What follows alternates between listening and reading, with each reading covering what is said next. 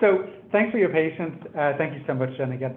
So we're now on to our, fourth panel today. So let me share my screen, and I'm going to get started right there, and we can get started. I'll try to save us a little bit of time with the introduction by speaking even faster, but no, I'm joking.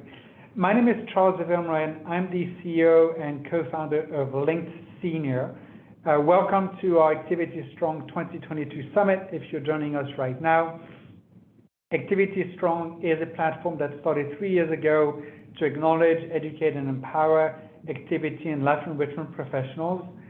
It was started by Linked Senior, but in partnership with Activity Connection, NAP, and NCAP. So as I mentioned today, right now it actually is our fourth session. So just a few kind of housekeeping reminders before we get started with our amazing panelists. So up to 6 NAB, NCAP, NCTRC, and NCCDP-CU credits are available for the event today. To earn the credits, you need to attend the full session, so as few as 1 or as many as 6 today. Please fill out the CU survey no later than midnight on Friday, June 25th, so that we can process your certificate of attendance and issue up to 6 hours of CUs. Please note that due to the high number of attendees today, certificates will be sent out via email throughout next week, the week of June 27th, and no later than Friday, July 1st, by the end of the day. If you have any questions, please send them by email to webinars, with an S, webinars@linkedsenior.com. As a reminder, this session is being recorded, and as we're well and very familiar, and sometimes too familiar with Zoom these days, we have 2 modes of communication for the audience. One is the chat, and one is the Q&A. If you have specific questions for amazing panelists, please direct them towards the Q&A. And as a reminder to chat with everyone, and please do that. It's been amazing to follow the chat today. Please make sure you select everyone so that everybody can see your contribution and questions and so on. And then last but not least, for the ones that are playing our virtual bingo game, the secret word, the code word of today's session this session is the word basic. All right, so let's get started. And so I need to slow down now that I've caught up a couple minutes here. So if we take a step back and if we consider the fact that our 3rd annual summit is all about enabling the search for prescription, right? It would obviously make sense to include our dear physicians, right, in this equation, because it is this concept of meaning is medicine. And I can't tell you how grateful and honored I am to have 3 amazing leaders in this particular field. What I'm going to do now is briefly introduce them by name, and then I'll let them, as I unshare my screen, let them each give a little bit more background on who they are. And then the session, what we prepared is give a little bit of background, talk about the present and hopefully the future. So basically kind of try to follow a chronological sense to our discussions today. So today we have Dr. Neelam Agarwal, Population Health Immunologist from Rush University. We have Dr. Arif Nazir, Chief Medical Officer with Signature Healthcare. And then last but certainly not least, Danny Potts, attending neurologist at U.S. Department of Veterans Affairs. So let me unshare my screen. And as we decided to do this alphabetically with last name, Neelam, first of all, thank you for giving me the authorization to call you Neelam. Would you mind kind of giving a little bit of background on who you are, what you do, and initial thoughts on this topic? Well, hi, everyone, and I'm delighted to be here. I'm Neelam Agarwal, and as you can see, I'm coming in from Chicago at Rush University Medical Center. I'm a cognitive neurologist, and I'm also a researcher. So I have basically put clinical work with research together through my work in population health. I think of the multiple projects that I do and the ones that you've been talking about here in your work, I really am looking at patients and their families and how we can better serve them through different, taking research and what we understand in research when it comes to cognition and dementia, and really translating that into activities and things to not only care for persons, but also manage dementia. So that has a lot to do with technology. It has a lot to do with in-person-centered care. And I'm really excited to hear about our panel discussion today. Thank you. Thanks, Neelam. Harish, would you mind? Hi, everyone. Arif Nazir, honored to be on this panel. I'm a geriatrician, clinician, mostly in post-acute long-term care geriatrics realm. Was in academics for many years until 7 years ago when I joined Signature Healthcare to try to geriatricize the systems from the corporate side because I was seeing that from the academic side, it takes too long to change behaviors, and that's been a gratifying 7 years. And one thing I've realized that if we want to be successful in geriatrics, we have to, as physicians mostly, we have to work hand in hand with every discipline possible in the geriatric realm. And in that regard, the concept of social prescribing just becomes very meaningful. It really means formalizing non-medical interventions really in the day-to-day care plans, and what roles physicians then can play to understand that aspect and then to lead and really be a part of that team that does that. So to me, this whole aspect is personally very important because as a clinician, but also as a team in a role of chief medical officer, how can I empower the team to do better so that our residents can have better outcomes without any harmful side effects from all the medicines we use. So very excited for the conversation today. Thank you. And last but not least, again, Danny. Thank you, Charles. It's a pleasure to be on this panel with our other two esteemed guests, and thank you for asking me to do that, Charles.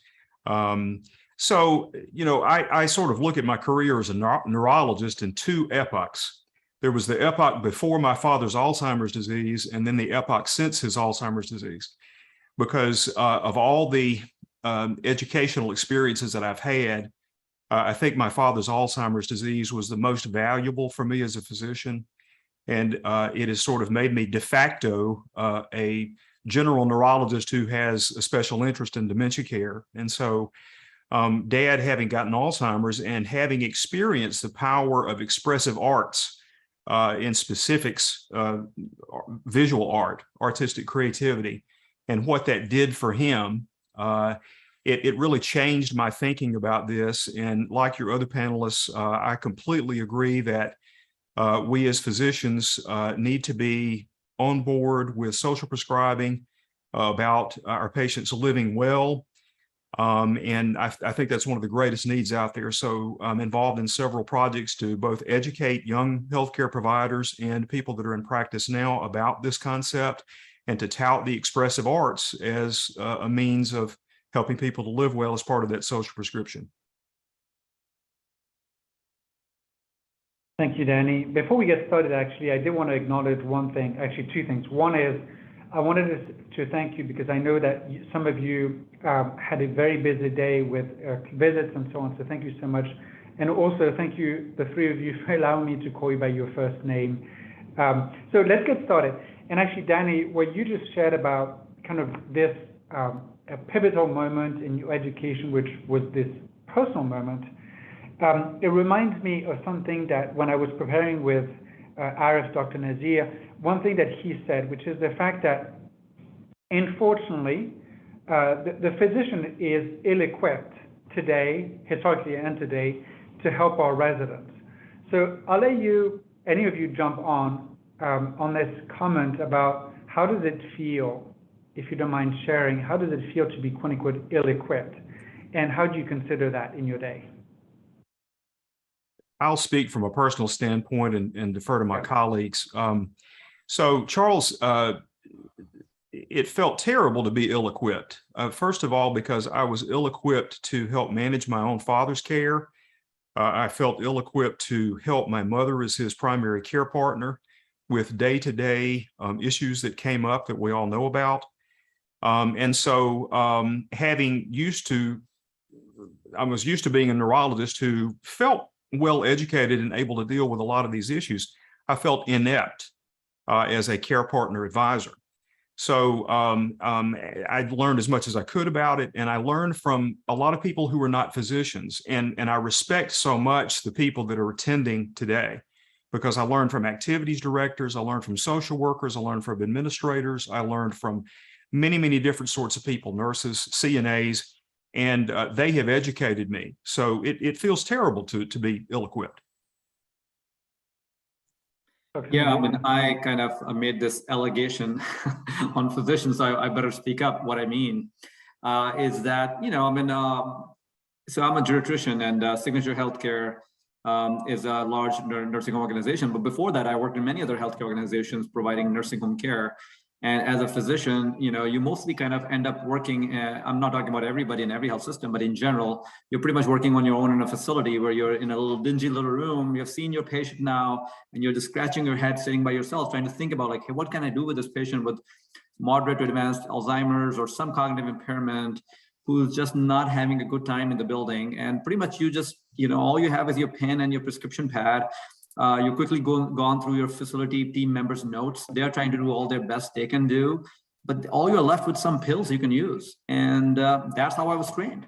I was trained that my biggest value on the team, and probably the only value on the team, was really to write pills and be smart about writing it. And so that's what I meant in our prep conversation, Charles, was that I wish that I had known at that time when I was training. I do now because of my role as a chief medical officer and interacting with a lot of team members who are represented on this session, who has, like Danny said, taught me a lot. Now I kind of am better prepared. But at that time, as a lonely clinician who just did not get the great geriatric training, I just felt that I had some obligation to do something for my patient. And in the end, all I had was some chemical I had to try.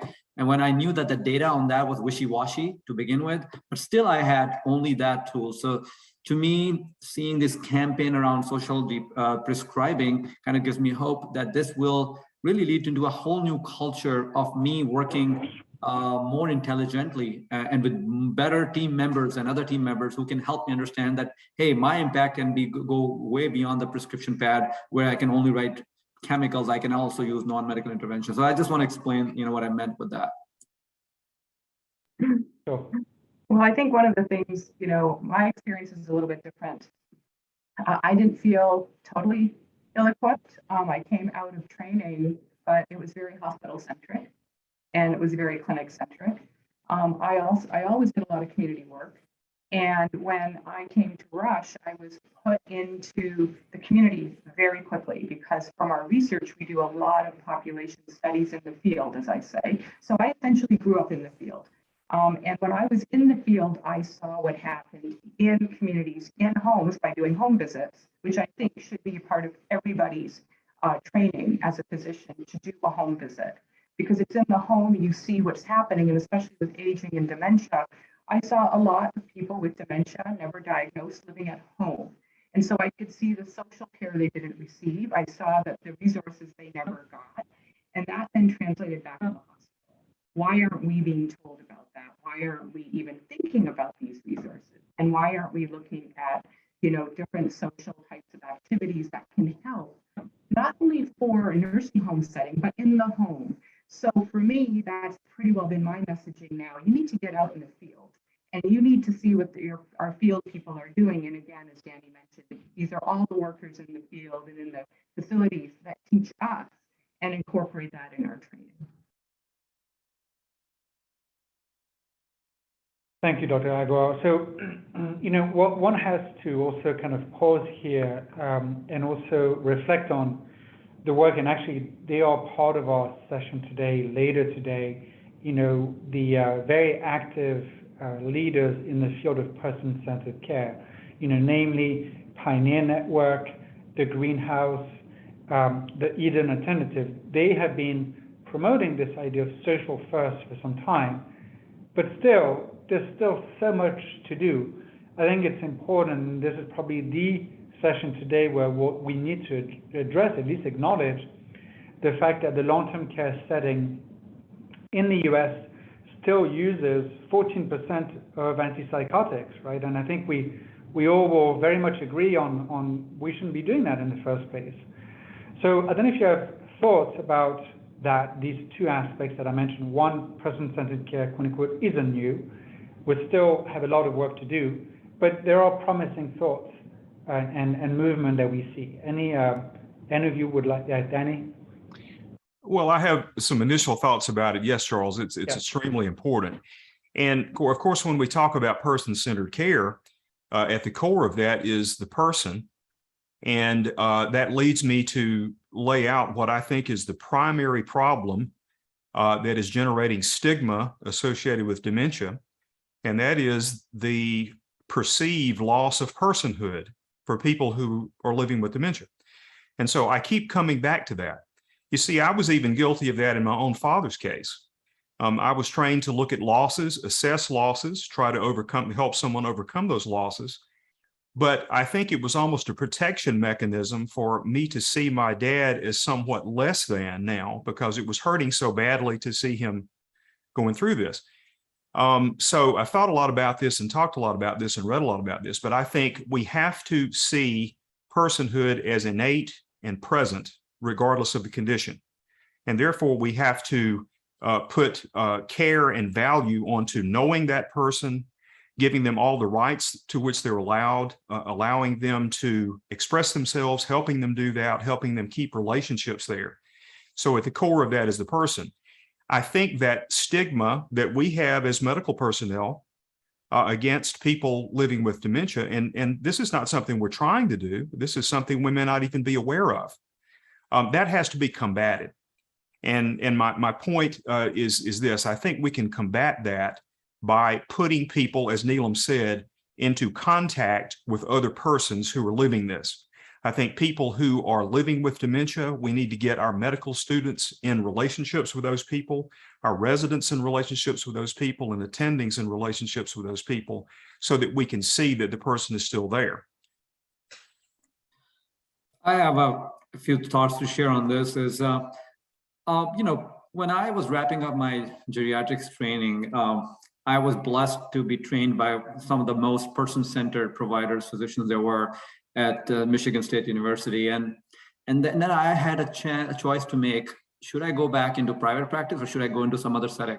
And I very deliberately chose to go back in an academic setting. I went to Indiana University Geriatrics, which is a great decision, because I knew that I would not have time to practice person-centered care in a fee-for-service driven model, right? I mean, when you have to churn patients in a clinic, in a setting where you are supposed to see 20 to 30 patients a day, it becomes almost impossible for a system to not be physician-centric rather than being person-centered. So I think our healthcare system has been for a long time, a physician-centric or a clinician-centric model. And I think finally, with value-based changes, we are having an opportunity to design a more person-centric environment. So I think that's going to be helpful. And the other thing is that we also are a very litigation-centric society, right? A lot of times what physicians do, what prescribers do, by ordering all the pills and medication and the psychotropics that you talked about, Charles, I just want to address that point also, is to sometimes just to save our own butt. And I have these conversations with hundreds of physicians, and in my role, I talk to many physicians, and every other second, this conversation is like, hey, what would you do if I get sued, right? I mean, that's why I'm doing too many tests, because I just need to make sure that, I'm not found to be at fault when something happens. So I think us being too physician or clinician centric and us being too litigation centric has been just a barrier for us to innovate around being person centric. And I think all the recent environment push towards value-based environment, where some of those pressures can be offloaded off your chest so that you can start thinking more about the whole team and what other team's perspectives are. Instead of required to see 30 patients a day, now you can focus on 12 patients and provide more holistic care. I think all those systems will help us move in that direction. Dr. Nazir, I remember you probably 4 years ago, if not 5, when we were in Louisville together, you were kind enough to drive me back to the airport. But in that drive, in that ride, you told me something that kind of struck me, which is, how can I feel good about prescribing some of these medications, right? I know by default some of them aren't good. And for me, that was kind of an aha moment, because with my background and activities, I always viewed all of that, right? And I'm sorry I included you then in that as the thing that needed to change. And I think that one of the things that you've educated me the most on, which I'm grateful, and this is something that both Dr. Potts and Dr. Agarwal just mentioned, is the fact that it seems that we're kind of acknowledging the fact that we do feel powerless. We do feel part of organizations that are disjointed, where better communication would just serve us well, but ultimately serve our patient and residents really well. And so maybe a way to go forward on that one is, when I connected with Dr. Potts on this preparation, Danny, you shared this thing which I kind of forgot, which is that a few years ago we had this slogan about I think it was a cure by 2020, right? And obviously, unfortunately, we're not there yet. So let's talk about a little bit like what needs to be done from an educational standpoint, right?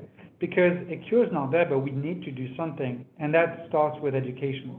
So any of you, please jump in on that one, like the power of education to help us bridge these gaps within our organization.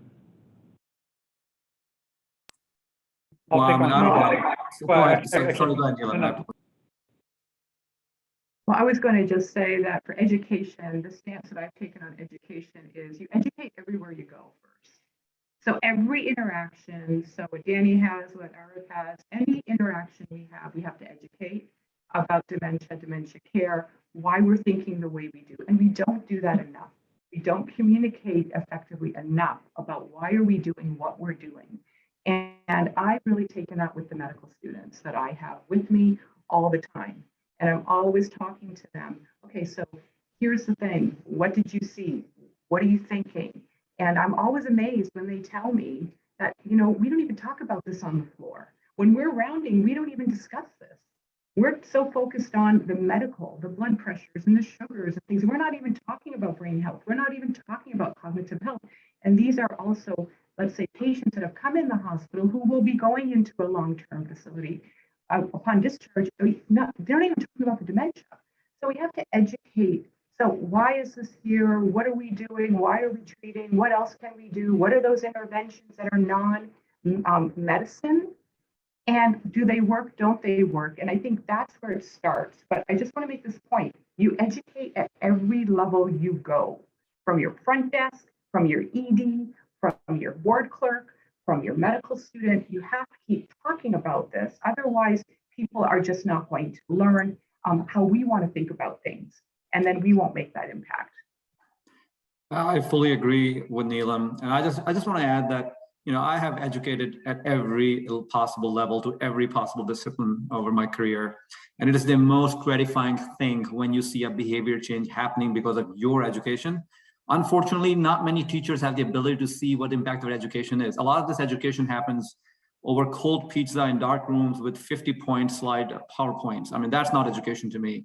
And it's not gratifying at all. It is just a checklist to satisfy regulators. To me, the real impact of education happens when you, as a clinician, as Neelam is saying, teaching, educating, and learning yourself during that education process, and you all as a team come together as a better team. That is what the most gratifying thing. That's why in our healthcare system at Signature, we actually focus on grand rounding process. We're like, if hospitals can educate doctors through a grand rounding process every morning, which could be 4 hours rounding, why that practice can be shortened and implemented in nursing homes. So we require actually from our nurse practitioners to be part of that ground rounding process and take along CNAs and LPNs and nurses. And we make sure that our nurse practitioners who are leading it are really not the leaders. They're actually just a facilitator, because everybody's a leader of their own discipline, right? I mean, what CNAs know and what activity therapists know, nobody else knows on the team. So they need to be the teacher for that piece of it. So we need to make our education way more meaningful and to be at the bedside. We need to get rid of all these PowerPoint slides and all those kind of things.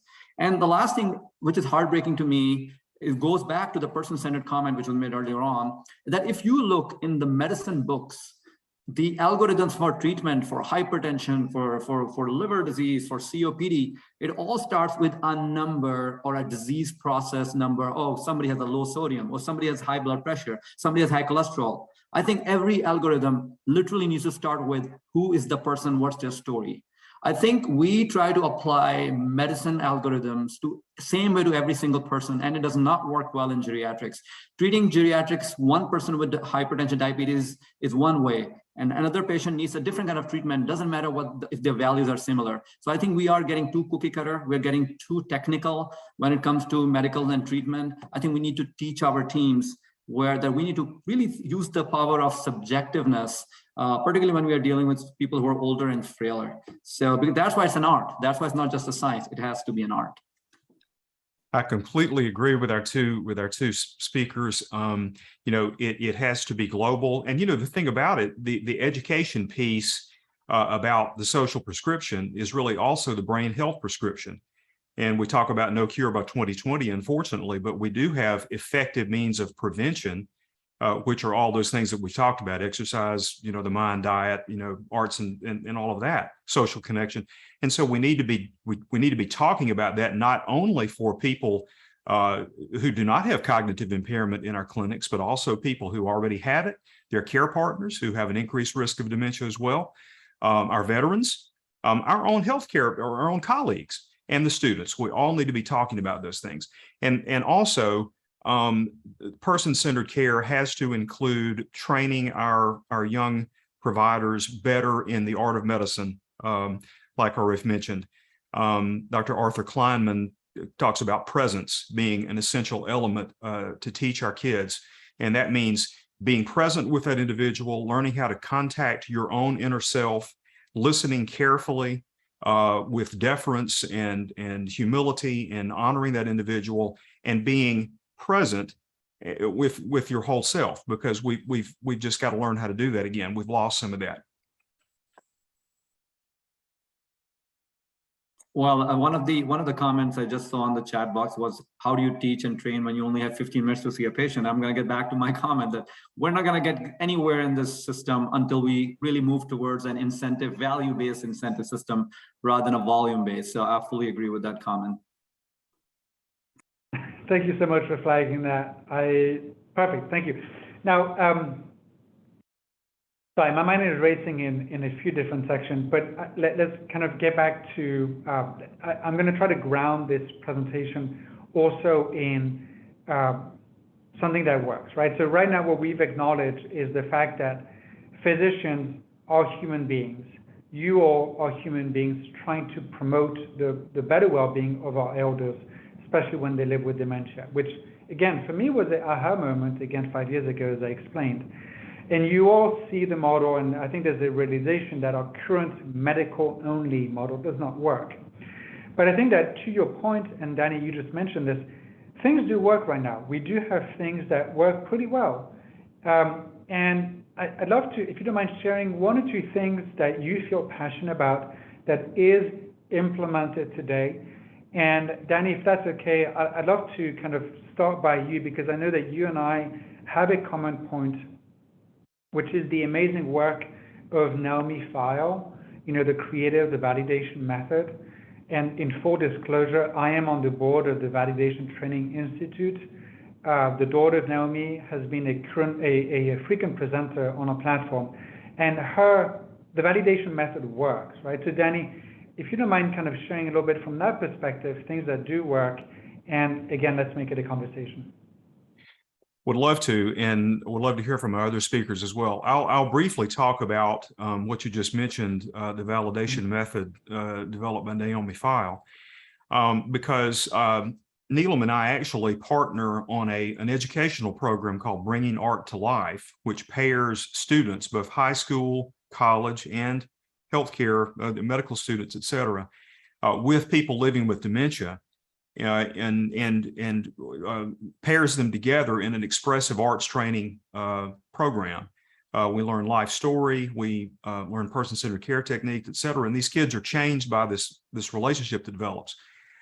part of our curriculum has to do with Naomi File's work. And so I've had the opportunity to interview Naomi a couple of times, and we have filmed a lot of those interviews and have become friends with Vicki DeClercq, her daughter, as you know, who is now the executive director of the Validation Institute. But I've learned so much from them. Naomi File, I don't think anybody will ever know as much about this as she does, because she's lived it. She grew up in a nursing home. I mean, she's almost 90 years old now, and she's lived it.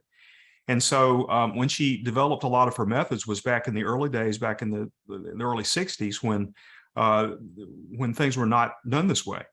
And so we have so many important contributors to your program today, including Dave Troxell and the many others that you have. And I've learned so much from all of them.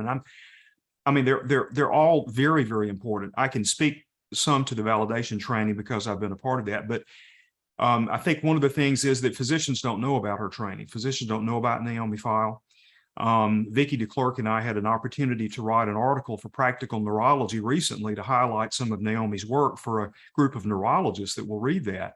But it's all about developing empathy for people living with dementia and the very old people who are having cognitive impairment, getting yourself in their world, validating their emotions, realizing that things that we call, quote, behaviors are normal responses to certain traumas that people have had in the past, and to lack of control of current environment, and all of those things. So I urge physicians to explore information that's in other fields. You know, we're very insular in our training as physicians, and I think we can learn a lot from other fields, including Naomi File and her work. I think with the program Bringing Art to Life, that, as Danny mentioned, that started with him, and then we brought it to Chicago. My big thing with this program in Chicago was that we had to start at the high school students, and it came asking high school students very direct and personal questions. How often are you in contact with an older adult? Is there dementia in your family? Do you provide care, or does somebody in the family provide care? And for us in Chicago, we went into our underrepresented and undersupported groups, and we asked those questions, and very honest and very transparent, and we got some very good answers. I don't know what this is. My parents are dealing with this. We don't know how to respond. And so we took high school students, brought them into the art program, as Danny mentioned, and paired them with a client who was in a nursing facility with dementia, and then watched that relationship build with the high school students to work with them through art. Okay. Now, one thing I want to mention here is, and we're talking about education, and Danny and I are both neurologists, so we did localization, and I think our field appreciates this. We were localizing as we went. So when there were things that they would see with a patient or a client, we'd say, that's that area of the brain that normally does this and controls this. That may not be working as well, but this is an area of the brain that took over. So we were bringing in education to these high school students through biology and science. So it didn't seem so scary for them if they weren't in contact with an older adult. And then they were learning, so maybe this is the behavior. How do we handle that? We've since expanded to medical students with this curricula. And I'm telling you, this is how the education piece has to work. And this is even what I'm doing now with family members when I talk to people. Let's talk about what's happening. What do you think that is? Let me tell you where it could be happening in the brain. And I think these are the things, the more you're in place with people, the more comfortable you get. And by the end of this whole session that we conduct in the summer, it's amazing how these students have a level of comfort with older adults with dementia from when they started. And it's really fascinating to see this, confidence and communication skills develop. Thanks, Neelam. Dr. Nazir, any thoughts on this? Any things that you've seen work that you're proud of, or that you see work? Well, I don't want to belittle any research, any technique, like the validation techniques, and there's many others, right? To me, all of them have been done painstakingly by people who have had great experience and knowledge. And based on what I know, little of many of those, all of them work, right? to me, it's the most important recipe in all of them. It's like, what diet plan works. There's many fancy diet. I don't even remember the names, the keto diet and this, that, and that diet. That's not the point. The point is that you have to get to the right conceptual framework. And to me, in geriatrics, the right conceptual framework for us is work collaboratively as a team, believing in each other's abilities, not just relying on one prescription pad from a physician, really relying on the capability of every team member. So when we set our mind on an interprofessional collaboration to assess and then solve these complex problems our patients and residents carry, we'll see benefit. So really the secret sauce is for us to open our minds and to go beyond what we know ourselves, as Danny said, and really use the power of the team if you want to be successful. So I think that is what is the highlight of all these different strategies and techniques that have been used, that they really bring out the power of the team. Thanks, Dr. Nazir. On that note, you talk about the prescription tab.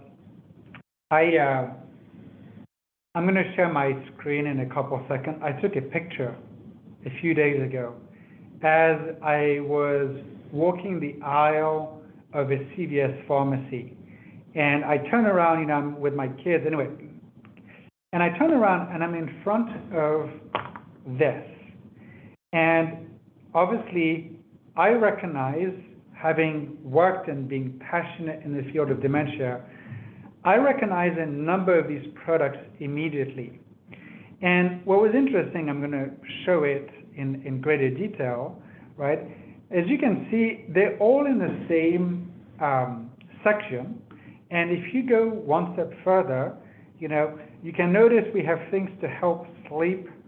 We have here, believe it or not, this is, you can buy the app called Calm that helps to meditate, right? This will recognize a product that I think one of you, but at least some of the previous sessions talked about, which are products that help us sleep. We have tea here. Here you'll probably recognize this is something that helps manage anxiety just by checking your pressure. And here we have something that you might be familiar with. It's these robotic pets that are geared towards people living with dementia. We have here a little teddy bear to help kids, mostly likely kids, helping probably with agitation or something.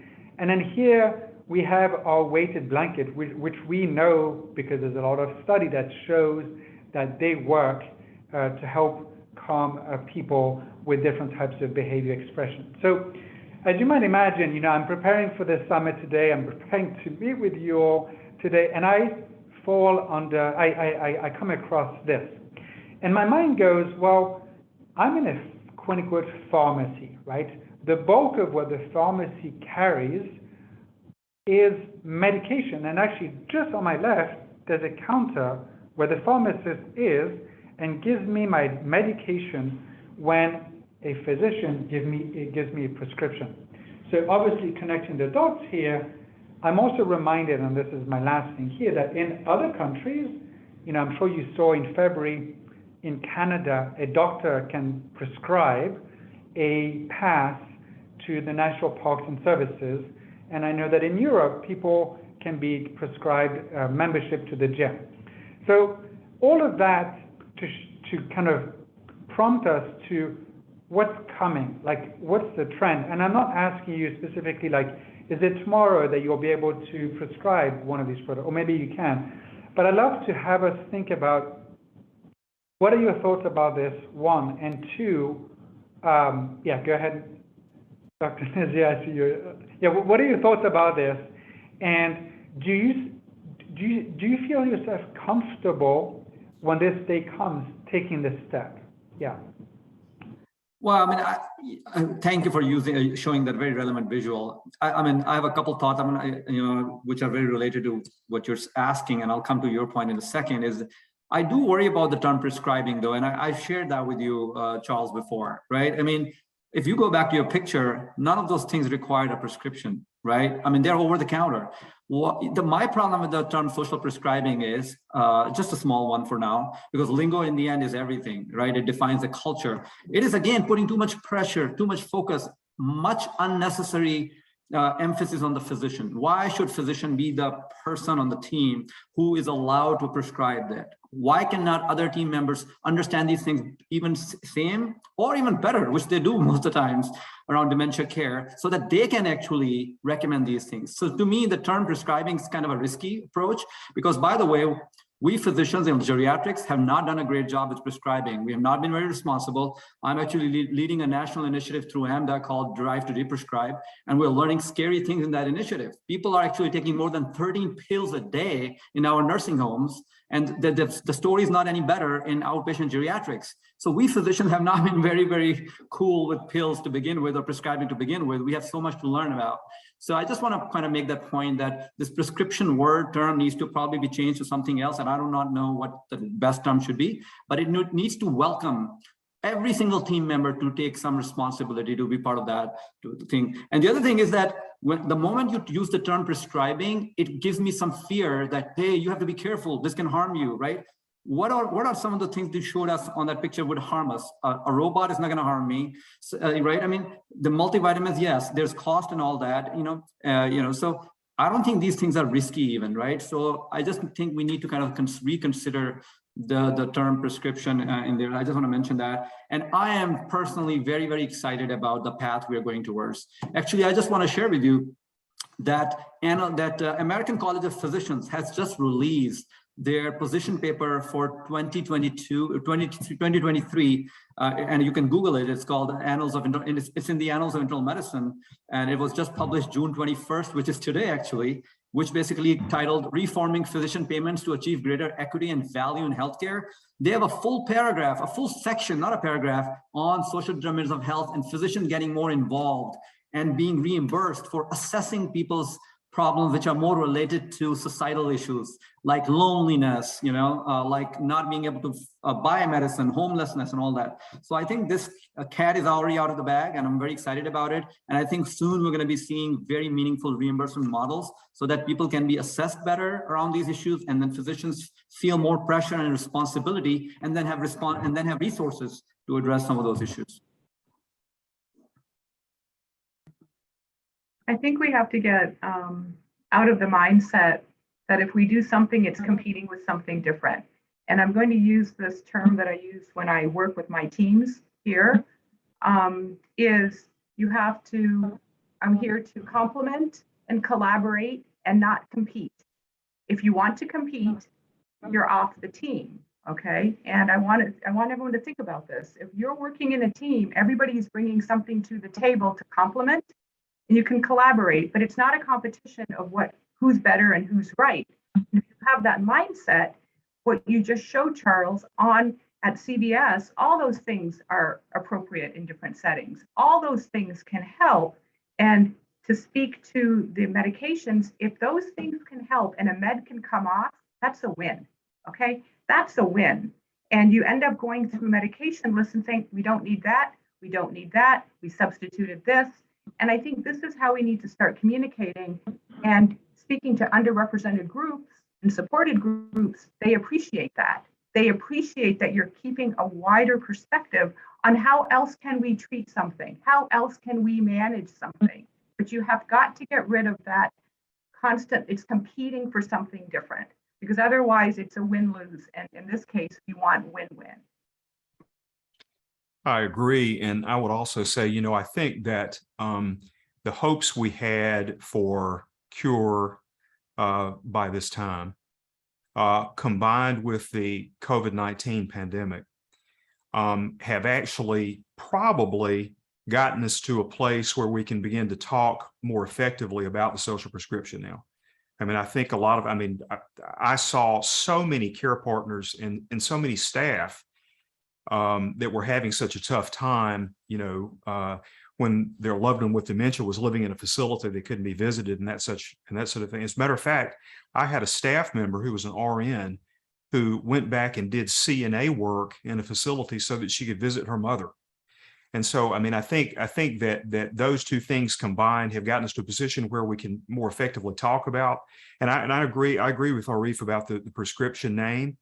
But I think we as physicians sometimes underestimate the impact of our recommendations that we give to patients. I mean, I've had patients come back and tell me, say, when you mentioned that diet, when you mentioned eating more, strawberries to me, I mean, I actually went out and bought more strawberries, and I'm doing that, and I think we have to realize that the things that we recommend, even if we don't prescribe them, the things that we recommend, people often do those. We hope that they do, but I think more people do that than we. So I think we need to start recommending those things. If we call it a prescription, maybe not, but we got to recommend the things that we know work that we're talking about.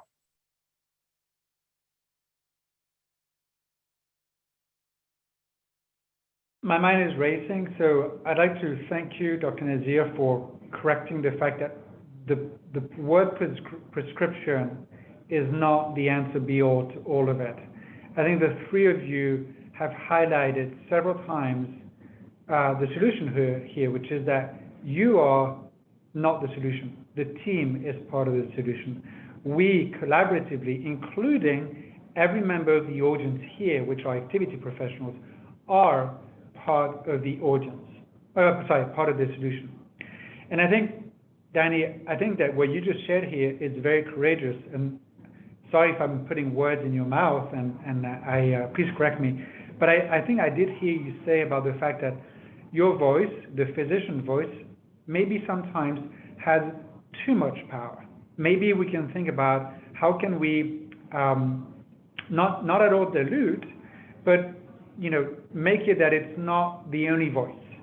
And I'm sure that every member of the audience would love the fact that their voice gets elevated. So it's this question also of balance, and I think, Neelam, you alluded to that.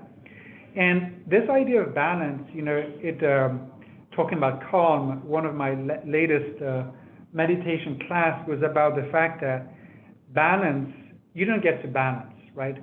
Everything we do in life is about a balancing act, right? We never really truly reach balance, and that's part of life. So sorry for the little, but I thought that was kind of a good discussion here, because it is this question of balance for the well-being of our elders. But anyway, so part of this is this idea of communication, right? I'd love to hear your thoughts about, we've made this statement about the fact that physicians are very powerful. If you had a magic wand, or how would you like activity professionals to view you? And maybe I can help further by saying that, our audience today obviously wants, like you, to improve the well-being of our elders. And with that, we need to have dialogue, we need to have communication. What is an invitation you'd like to send their way the next time they see their physician? Either a type of dialogue, a type of question, or maybe advice on having these conversations. Any one of you wants to start off with that? Well, I mean, I love the book, Five Dysfunctions of a Team by Patrick Lencioni. I'm sure many of you have read it, and I've read it 3 times already. I've given it as a present, and it was such a simple story. It tells you that, the most important lesson it teaches us that when we come together as a team, we by default make a dysfunctional team. And I think people in geriatric environments working together need to realize that we owe it to ourselves to be successful. We have to establish some deliberate process of becoming a functional team from a dysfunctional team. So this is my message to every physician who's listening to this, or any physician leader, or any clinician leader, or any other discipline who's listening today, is that any team you work in is going to be a dysfunctional team by default, not your fault. That's how it is. What effort you are putting in deliberately to get to know your team members, to set expectations, it's really the foundational elements of teamwork and how a team succeeds. To me, that would be the advice, is that even if you have a physician who's quote unquote not listening or paying attention, and by the way, that's the number one thing I've learned being a chief medical officer signature and doing a lot of physician leadership work, that majority of the physicians mean well, they just do not communicate well, or systems are not just very well set for them to communicate well in a geriatric environment. The regulatory pressures are too much, or whatever they may be. So I think we need to invest our time in teamwork, and then we will start seeing value of collaboration and teamwork. I think one thing is thinking about speaking each other's language.